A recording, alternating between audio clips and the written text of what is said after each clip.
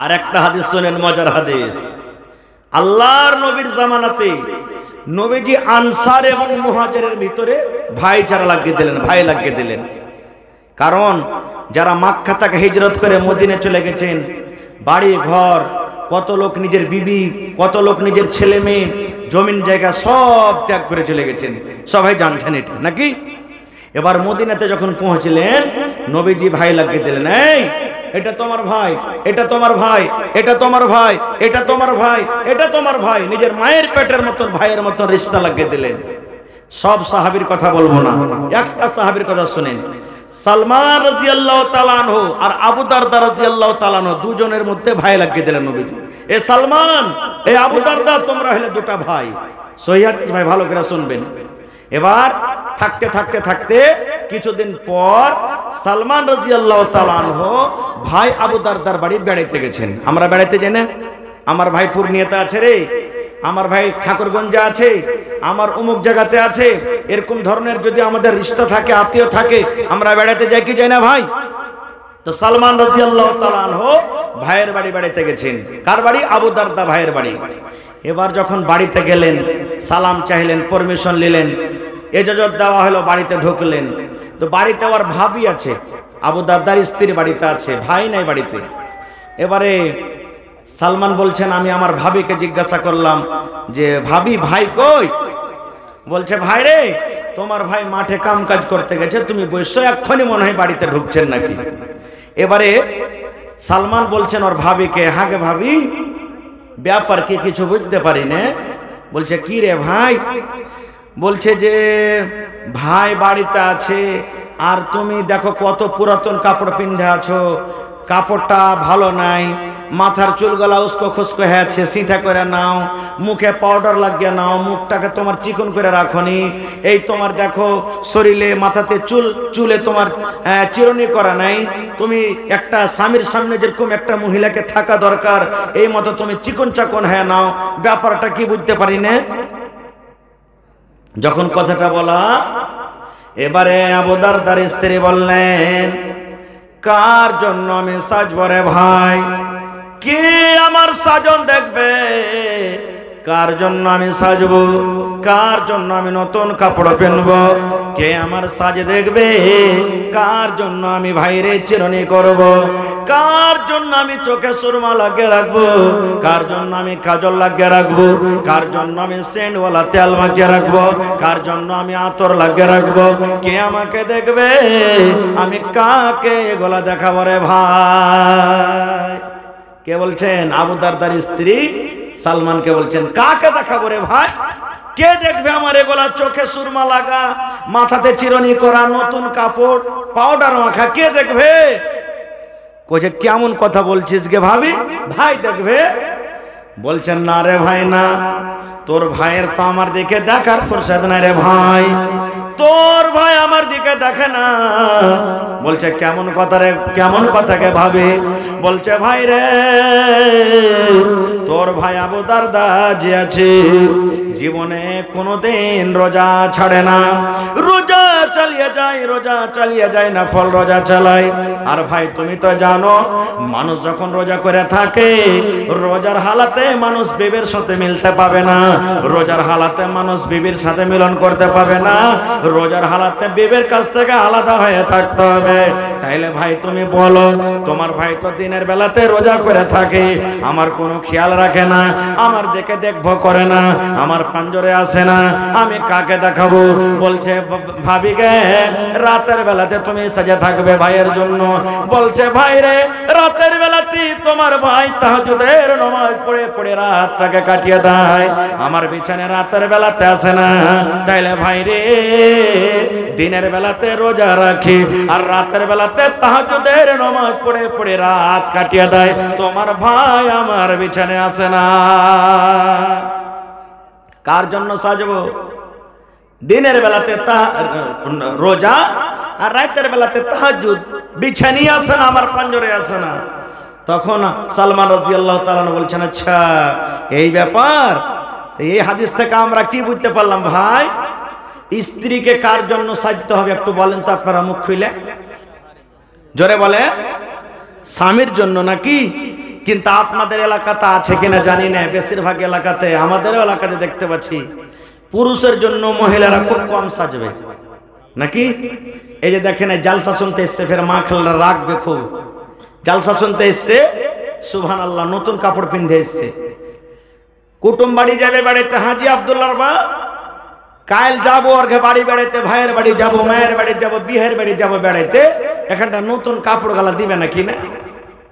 বরযাত্রী যাবে, বরযাত্রী যায় মহিলারা, বরযাত্রী যাবে, হাজি আব্দুল্লাহর বিয়ে লেগেছে, কাল যে বরের যাবো, এখানটা ভালো কাপড় গালা নেই তো কি পিন্ধে যাবো, 1000 টাকা দামের শাড়ি কিনে দিবে, ও বিহাইকে দেখাইতে যাবে, কিন্তু নিজের পুরুষ যে টাকা দিয়ে কিনলে ওকে কিন্তু দেখাবে না, ওর সামনে ওই কালো ঝালো মাখা ছিঁড়া কাপড়খানটা পিঁধে থাকবে। এ আমার মায়েরা খালারা, না, স্বামীর জন্য আপনি হিরোইন হয়ে থাকেন, ঠোঁটে ঠোঁট মালিশ লাগান, আপনি পাউডার লাগান, মুখে কাজল লাগান, সুরমা লাগান, সিটা করে থাকেন, সেন্ট মেরে থাকেন, দামি দামি তেল মেখে থাকেন, স্বামীর জন্য যত সাজতে পারবেন কোনো মানে নেই সেজে থাকেন। কিন্তু ভাইয়েরাকে বলবো, কত ভাই ফের কাঞ্জসি করবে, ওকে সাবুনও কিনে দিবে না, পাউডারও কিনে দিবে না, তেলও কিনে দিবে না, সেন্টও কিনে দিবে না, ভালো মতন ওর ইচ্ছা মতন কিছু কিনে দিবে না, বকিলি করবে, তো কেমন করে স্ত্রীটা সাজবে রে ভাই। এই জন্য ভাইয়েরাকে বলবো যে নিজের স্ত্রীরাকে ভালো ভালো ভালো ভালো ক্রিম কিনে দিবেন, যাতে আপনি অপর বেটি ছেলে দেখে যেমন আপনার মনটা আগা পিছা করছে, আরে আমার স্ত্রীটা যদি বাড়িতে আমার এরকম থাকতো তো কত ভালো হতো, তা আপনি আপনার স্ত্রীকে দিবেন ভালো ভালো কিনে, আপনার জন্য রেডি হয়ে থাকবে। খের যা হোক, তো যখন বললেন যে ভাই কার জন্য সাজবো, তোমার ভাই আবু দারদা দিনের বেলাতে রোজা করে আর রাতের বেলাতে তাহাজ্জুদ নামাজ পড়ে, যখন কথাটা বললেন তখন বলছে ঠিক আছে। ইতিমধ্যে আবু দারদা বাড়ি চলে এসেছেন, আসার পর তখন বলছেন আসসালামু আলাইকুম। ওয়ালাইকুম সালাম। আরে বলছে ভাই এসেছে, সালমান ভাই এসেছে, গলায় গলা মিলিয়ে তখন বলছেন স্ত্রীকে, ভাইকে খাইতে দাও, সালমান ভাইকে খাইতে দাও।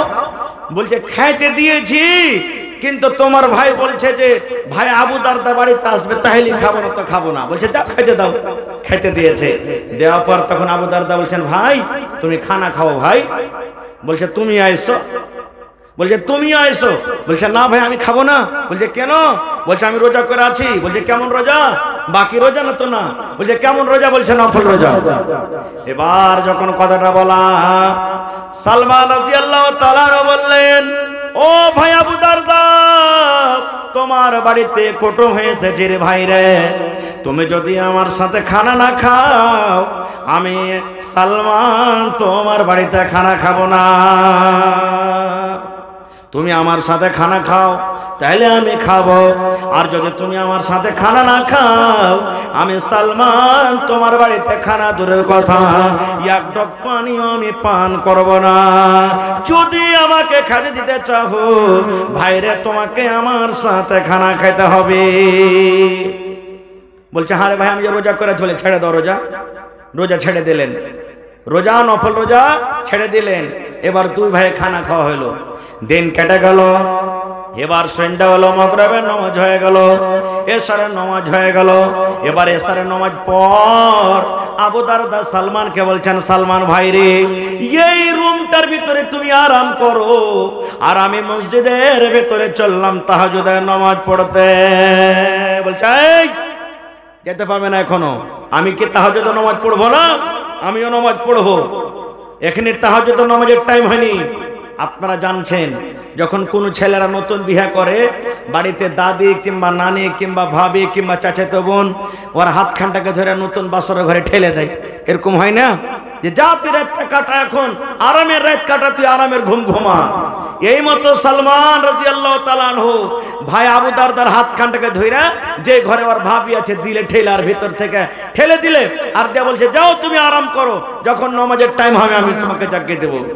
এবার বন্ধুরে আমার, হযরত আবু দারদা রাদিয়াল্লাহু তাআলা আনহু বললেন, এই করে করে রাত 9টা হয়ে গেল, 10টা হয়ে গেল, 12টা হয়ে গেল। মিয়া বিবির আমাদের মিলন হলো, মিয়া বিবির আমাদের সহবাস হলো। ঠিক রাত 1টা 2টা যখন হয়ে গেল, এবার সালমান আমাকে বাইরে থেকে দরজাতে ধাক্কা দিয়ে বলছেন, ভাই আবু দারদা এখন তুমি উঠে যাও রে ভাই, এখন নামাজের টাইম হয়ে গেছে, এখন ভাই তুমি বিছানা ছেড়ে দাও, এখন নামাজের টাইম হয়ে গেছে রে ভাই, তুমি এখন উঠে যাও।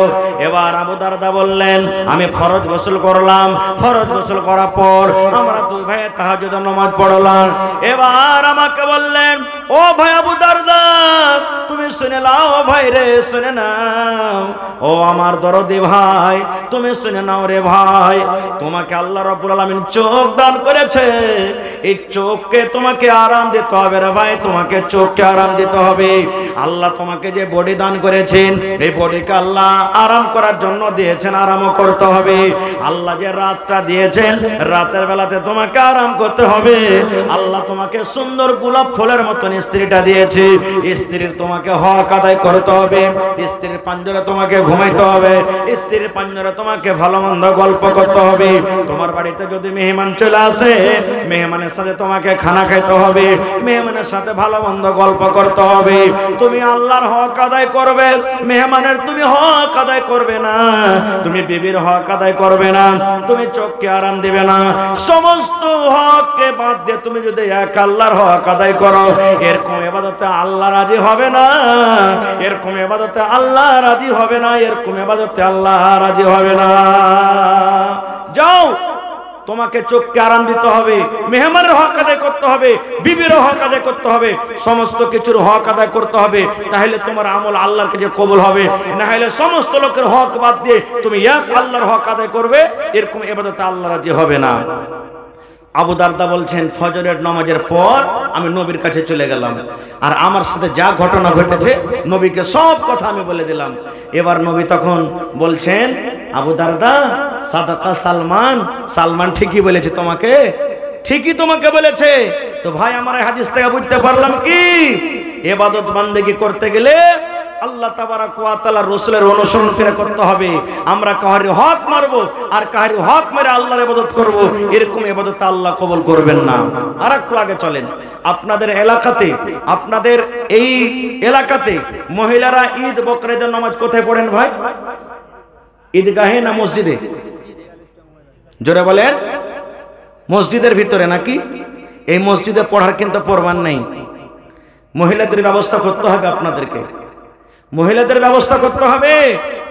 এবং মা খালাদেরকে বলবো, এ আমার মায়েরা খালারা, আপনাদের জন্য একটা খুব মজার হাদিস শুনে যাচ্ছে গে মা। আহা হা, আল্লাহর নবীর জামানাতে এক মহিলা সুবহানাল্লাহ নিজের স্বামীর উপরে কেস করতে চলে গেছেন। আজকে ভাই ভাই লড়াই হয়, ভাই ভাই ঝগড়া হয়, মানুষ কেস করতে যায় থানাতে, কোর্টে। নবীর দরবারে এক মহিলা নিজের পুরুষের উপরে কেস করতে চলে গেছেন। কেমন কেস? আমাকে ভাত কাপড় দেয় না, জি না। আমাকে ভালো মন্দ খেতে দেয় না, জি না। আমাকে বাড়িতে গালিগালাজ করে, জি না। কিসের কেস? এই আমার মায়েরা খালারা ভাইরা শুনেন, সেই মহিলা বলছেন, আমার স্বামীর নাম হলো সাফওয়ান বিন মুআত্তাল, আমি স্বামীর ব্যাপারে নবীর দরবারে কেস করতে গেলাম। কেস করতে যদি যাচ্ছি, দেখছে নবীর পাঞ্জরে আমার স্বামীও বসে আছেন। আপনারা যেমন বসে আছেন, নবীর জামানাতে মজলিস লেখা আছে। সেই মহিলা বলছেন, আমি চলে গেলাম ভালোভাবে পর্দাশীলা হয়ে নবীর দরবারে। এবার দেখছি আমার স্বামীও কিন্তু নবীর পাঞ্জরে বসে আছেন। এবার মনে মনে বলছেন, আল্লাহ, যার ব্যাপারে কেস করব সে কেস নিয়ে এসেছি, সে আমার স্বামী তো নবীর পাঞ্জরে বসে আছে, আল্লাহ কি করবো এখন? বলছেন, না, যা হবে পরে হবে, কিন্তু আমি নবীর দরবারে এসেছি, সে কাজ করে যাব। কি শিকায়েত? সে মহিলা বলছেন, আসসালামু আলাইকুম ওয়া রাহমাতুল্লাহ। আল্লাহ রাসূল বলছেন, ওয়া আলাইকুম আসসালাম ওয়া রাহমাতুল্লাহ। কি ব্যাপার? এই আমার মায়েরা খালারা ভাইরা শুনেন। এবারে সেই মহিলা বললেন, ইয়া রাসূলুল্লাহ, আল্লাহর নবী গো, আমার স্বামী সাফওয়ান বিন মুআত্তাল গো, নবী যে আপনার পাঞ্জরে বসে আছেন, নবী গো, তার ব্যাপারে তিনখানা আমি শিকায়েত নিয়ে এসেছি। এই যে আমার স্বামী সাফওয়ান বিন মুআত্তাল আপনার পাঞ্জরে বসে আছেন, তার ব্যাপারে তিনখানা আমি কেস করতে এসেছি গো নবীজি। এক নম্বর কেস হলো, আমি যখন নামাজ পড়ি, আমি নামাজ যখন পড়ি, হয়তো আমি তাশাহুদে থাকি, কিংবা হয়তো আমি রুকুতে থাকি, কিংবা নামাজ আমি দাঁড়িয়ে থাকি, নবী গো, আমার স্বামী আমাকে নামাজের হালাতে মারে, আমাকে কিলের বাড়ি মারে, আমাকে ফাটের বাড়ি মারে, নামাজের হালাতে আমাকে মারে, আর বলে বিবি রে নামাজ ছেড়ে দে, তোকে নামাজ পড়তে হবে না। 2 নম্বর নবী গো, আমি যখন রোজা রাখি আমার রোজাটাকে ভেঙে দেয়, ছাতু মুখে দিয়ে দেয়, কিংবা পানি দিয়ে দেয়, কিংবা মুখে খাজুর দিয়ে দেয়, কিংবা নবী গো আমাকে আঙিনা থেকে বিছানের দিকে আমাকে উঠিয়ে নিয়ে চলে যায়, আর বিছানে উঠিয়ে নেওয়ার পর আমার সাথে সহবাস করার পর আমার রোজাটাকে ভেঙে দেয়। নবী গো 3 নম্বর শিকায়ত হলো আমার স্বামী সাফওয়ান ফজরের নামাজ পড়েন যখন সূর্য উঠে যায়। কয়টা হলো? 3খানা কেস হয়ে গেল। 1 নম্বর রাসূল বললেন, সেই মহিলা বলছেন নবী গো আমি নামাজ পড়ি, আমার স্বামী নামাজের হালাতে মারে আর বলে বিবি রে নামাজ ছেড়ে দে। 2 নম্বরে আমার মুখে খাজুর দিয়ে কিংবা পানি দিয়ে কিংবা আমাকে বিছানে উঠিয়ে নিয়ে চলে যায়, আর যাওয়ার পর আমার রোজাটাকে ভেঙে দেয়, আর বলে বিবি রে তোকে রোজা রাখতে হবে না। 3 নম্বরে নবী গো আমার স্বামী ফজরের নামাজ পড়ে যখন সূর্য উঠে যায়, সূর্য ওঠার আগে আমার স্বামী ফজরের নামাজ পড়ে না। সুবহানাল্লাহ। 3 শিকায়ত হয়ে গেল। এবার নবীজি তার স্বামীকে বলছেন সাফওয়ানকে, আরে বাবা সাফওয়ান, তোমার স্ত্রী তোমার ব্যাপারে 3 ঘন্টা শিকায়ত করেছে, কেস করেছে, এগুলা কেমন করে বাবা, সত্য না মিথ্যে? এই জামানার যদি আমরা পুরুষ হতাম তো কি বলতাম? চোখ মুখকে লাল করে একবারে দাঁত কোটাকে একবারে কড়মড় করে বলতাম, হলের বেটি হলে তোকে কাপড় দিচ্ছি, খাইতে দিচ্ছি, পিনতে দিচ্ছি, আর তুই আমার ব্যাপারে শিকায়ত করতে এসেছিস, চল তোকে বাড়িতে যে তোকে দেখছি ধুর মুছে তোকে ধুনবো, এই কথাটাই বলতাম। কিন্তু রে সুবহানাল্লাহ, যার সিনাতে কোরআন, যার ভেতরে আল্লাহর ডর, জাহান্নামের ডর, সেই সাহাবী বলছেন আল্লাহ আজকে যদি আমি মিথ্যা কথা বলে দিই না, নবীজি আমার স্ত্রী যা বলছেন সব মিথ্যা কথা, কিন্তু আল্লাহ রে যেদিন আল্লাহ রাব্বুল আলামিন কোরআনে বলেন কিয়ামত কায়েম করবেন, আল ইয়াউমা নাখতিমু আলা আফওয়াহিহিম ওয়া তুকাল্লিমুনা আইদিহিম ওয়া তাশহাদু আরজুলুহুম বিমা কানু ইয়াকসিবুন। আল্লাহ কিয়ামতের দিন মানুষের মুখে মোহর লাগিয়ে দেবেন, আল্লাহ সেই মোহর মুখে লাগিয়ে দিবেন, মানুষের মুখে কথা বলতে পারবে না, মানুষের হাতে সেদিন কথা বলবে, পায়ে গাওয়া দিয়ে দিবে, বিমা কানু ইয়াকসিবুন, যা দুনিয়াতে আমরা আমল করব। বাস 2 মিনিট। এইবারে সেই সাহাবী বলছেন হুজুর আমার স্ত্রী আমার ব্যাপারে যা বলেছেন সব ঠিক বলেছে, একটাও মিথ্যা নয়, একটাও মিথ্যা নয়, যা বলেছে আমার ব্যাপারে সব সত্য বলেছে। এবার নবীজি বলছেন, হারে বাবা নামাজটা হয়তো আল্লাহর একটা ইবাদত, তো নামাজের হালাতে তোমার স্ত্রীকে কেন মারো রে বাবা? নামাজের হালাতে তো বিবিকে মারতে হয় না, কেন তোমার বিবিকে নামাজের হালাতে মারো? রে আমার মায়েরা খালারা শুনেন। এইবারে সেই সাহাবী বললেন, ইয়া রাসূলুল্লাহ আমি অবুঝ নই, আপনার একজন সাহাবী, আমি পাগল নই গো নবীজি, আমিও জানি শরীয়ত, জানি শরীয়ত বুঝে গো নবীজি, কিন্তু এই জন্য আমি মারি। নবী গো আমি একটা গরিব মানুষ গো নবীজি, আমি মাঠে কামে কাজে চলে যাই, খাজুরের গাছে আমি পানি দিই, আমি খাজুরের গাছ নিড়াই, খাজুরের গাছে আমি দাওয়াত দিই, সারাদিন মাঠে কাম কাজ করার পর যখন সন্ধ্যাবেলাতে বাড়ি আসি, আমার স্ত্রী আমাকে সন্ধ্যাবেলাতে খাবার দিয়ে দেয়, আমি খাবার খেয়ে। अस्सलाम वालेकुम भाई, आप सबों को ये नसीर कर दो कि हमारे शेख अब्दुल गफ्फार साहब जब पौवा खली कुरुस करते हैं আর সে সাহাবী বললেন, ইয়া রাসূলুল্লাহ আমি একটা গরিব মানুষ, সারাদিন মাঠে কাম কাজ করে গনবেজে, এবার সন্ধ্যাবেলাতে যখন বাড়ি আসি আমার স্ত্রী আমাকে খাবার দিয়ে দেয়, আর আমাকে বলেন স্বামী গো এবারে আপনি বিছানায় ঘুমিয়ে যান, এবার আপনি বিছানায় শুতে যান। এবার আমার স্ত্রী কি করে, এশারের নামাজের পড়তে শুরু করেন, এশারের নামাজের পর তাহাজ্জুদ পড়তে শুরু করেন, কত লম্বা লম্বা সূরা পড়েন গো নবীজি, কোরআনের ভিতরে সব থেকে যেগুলো বড় বড় সূরা গো নবীজি, কোরআনের ভিতরে সব থেকে যেগুলো বড় বড় সূরা নবীজি এক এক রাকাতে দুটা দুটা করে সূরা তেলাওয়াত করেন। সুবহানাল্লাহ। আপনারা জানছেন কোরআনের ভিতরে সূরা বাকারা লম্বা সূরা, সূরা আলে ইমরান বড় সূরা, সূরা মায়েদা বড় সূরা, সূরা নিসা বড় সূরা। নবী গো 4 পারা কিংবা 4.5 পারা করে কোরআন এক এক রাকাতে তেলাওয়াত করেন। এবার আপনি বলেন তো এক রাকাতে যদি 4 পারা করে কোরআন তেলাওয়াত করেন তাহলে 2 রাকাত পড়িতে কত সময় লাগবে? 3 রাকাত পড়িতে কত সময় লাগবে? 4 রাকাত পড়িতে কত সময় লাগবে?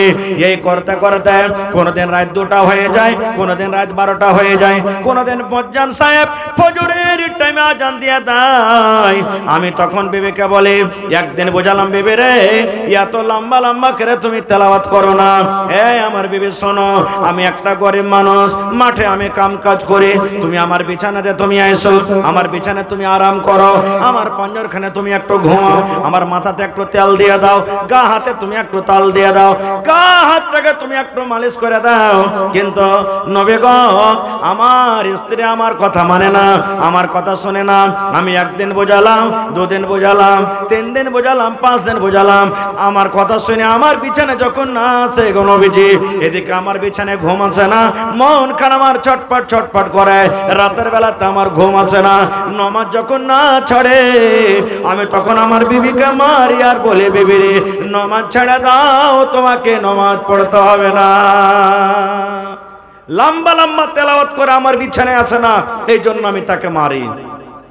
ভাই একটু এই হাদিসটা বুঝবেন কি, যে সাফওয়ান বিন মুআত্তালের স্ত্রীর কত কোরআন মুখস্থি ছিল।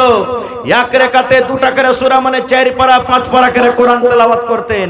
আর হায়রে আফসোসের কথা, এই যে সামনে 20 দিন পর নামাজ আসছে, তারাবির নামাজ পড়বো, ইমাম সাহেব যদি খালি একটুখানি এক রুকু থেকে 2 রুকু যদি এক রাকাতে পড়ে দেয় তো এইদিকে ভড়াম করে মারবে, এদিকে মশা মারবে, এদিকে পিছে দিকে মারবে, আর দিয়ে আরেকদিন বলবে এত লম্বা করে যে মৌলভী সাহেব, হ্যাঁ এত লম্বা করে কি তেলাওয়াত করে।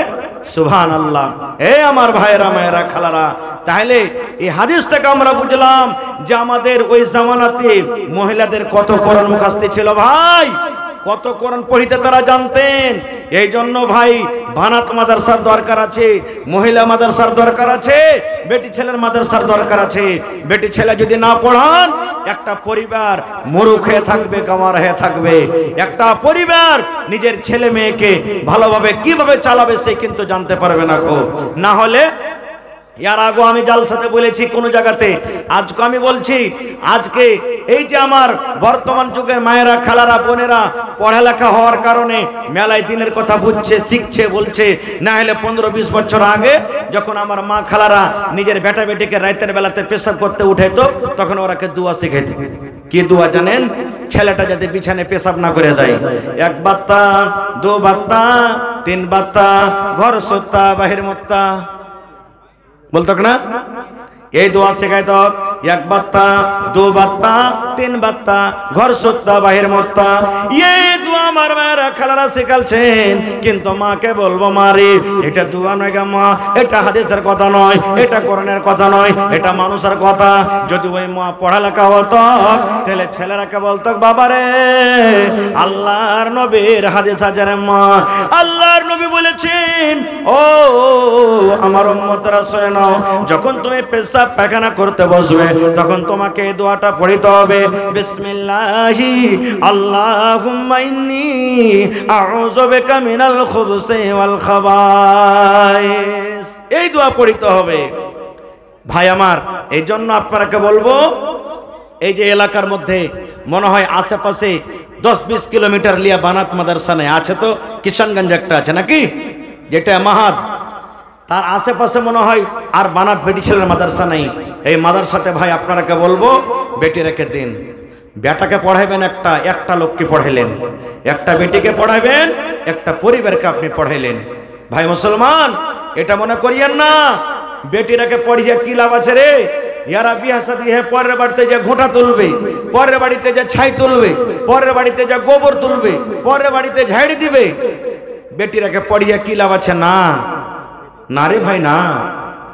নবী বলেছেন, ইজা মাতাল ইনসান মানুষ যখন মরে যায় সমস্ত আমল তার বন্ধ হয়ে যায় ইল্লা মিন সালাসাতিন, তিনখানা এমন আমল আছে মরার পর আপনার কবরে নিয়ে যাইবে, মরে যাবেন কবরে চলে যাবেন নিকে কিন্তু বন্ধ হবে না।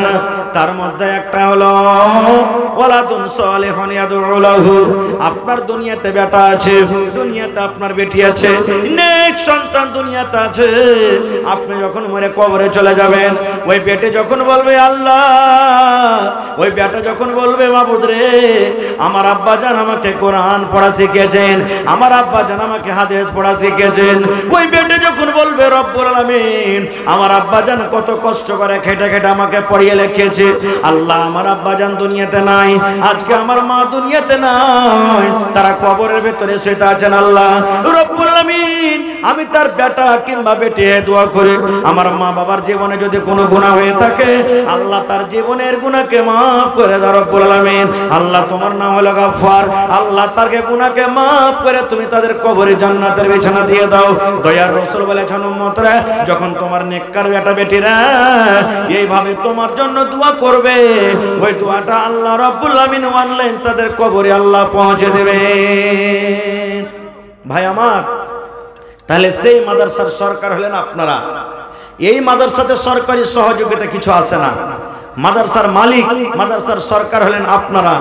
তো মাওলানা আব্দুল গফফার সাহেব চলে আসছেন, বাস 10 থেকে 15 মিনিটে ভাই আপনারা যত যে পেরেছেন দান করেছেন। আমি একটা লোককে আবদার করছি, আমি বানাতের ভিতরে গেছিলাম, ঘুরে দেখলাম সুবহানাল্লাহ মোটামুটি 200-এর উপর বলছেন মাওলানা, যেখানে মেয়েরা পড়ালেখা করছে, বেটিরা বোনেরা পড়ালেখা করছে। কত খুশির কথা ভাই, আজকে যদি বানাত মাদ্রাসা না থাকতো তাহলে আজ আপনি এই জালসাতে আসতে পারতেন না, কারণ বানাতের জন্য জালসা, বানাতি না থাকলে জালসাই হতো না। এই জন্য এটা একটা আল্লাহ রাব্বুল আলামিনের এই গ্রামওয়ালার এলাকার মধ্যে একটা খুব বড় রহমত আল্লাহ নাজিল করেছেন, নিয়ামত দিয়েছেন। তো ভাই আমার, এই বানাত মাদ্রাসার জন্য দেখি কোন আল্লাহর বান্দা আছেন 100 সেফটি বালু দান করতে পারবেন? এই বানাতের জন্য দেখি কোন আল্লাহর বান্দা আছেন কিংবা বান্দি আছেন 1 গাড়ি গিট্টি দান করতে পারবেন? দেখি কোন আল্লাহর বান্দা বান্দি আছেন বানাতের জন্য 1000 ইট দান করতে পারবেন? দেখি কোন আল্লাহর বান্দা আছেন 1 কুইন্টাল রড দান করতে পারবেন?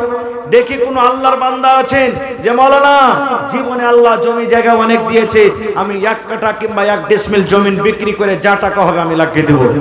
দেখি কেউ আছেন আজকে জালসার ভিতরে?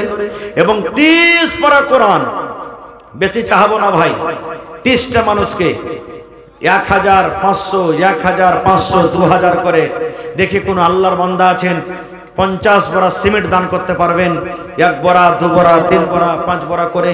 মায়েরা খালারাকে বলবো যে আমার মায়েরা খালারা খুব দানি, বেশি বেশি করে মায়েরা দান করেন। এই যে আপনাদের পার্শ্বে গোটফোর সুবহানাল্লাহ জিয়াগাছি গ্রামে একটা মাদ্রাসা আছে, ভাইয়েরা যেমন দান করেছেন মায়েরা খালারা গলার হার, নাকের নাকমণি, কানের বালি, গলার সোনার তাবিজ, পার পায়াল, আংটি, ওরে সুবহানাল্লাহ কাঁসার বদনা, কাঁসার থালি, কাঁসার গিলাস যত আছে সব নিচে নিচে মজলিসে জমা করে দিয়েছিল। তো দেখি আজকে আমার কোন মা খালা দাদি নানি আছেন আজকের জালসাতে গলার এখানটা হার দিয়ে পাঠাবেন? কেউ নাকের নাকমণি, কানের বালি, কাঁসার বদনা, কাঁসার থালি, জালসাতে ছাগলও পাওয়া যায়। দেখি আজকে জালসাতে কেউ ছাগল দান করতে পারবেন কি পারবেন না? ভাই 50 বড়া সিমেন্টের আবদার করেছি ভাই, 500 টাকা 1 বড়া সিমেন্টের দাম। এই দেখেন বলতে না বলতে মহিলা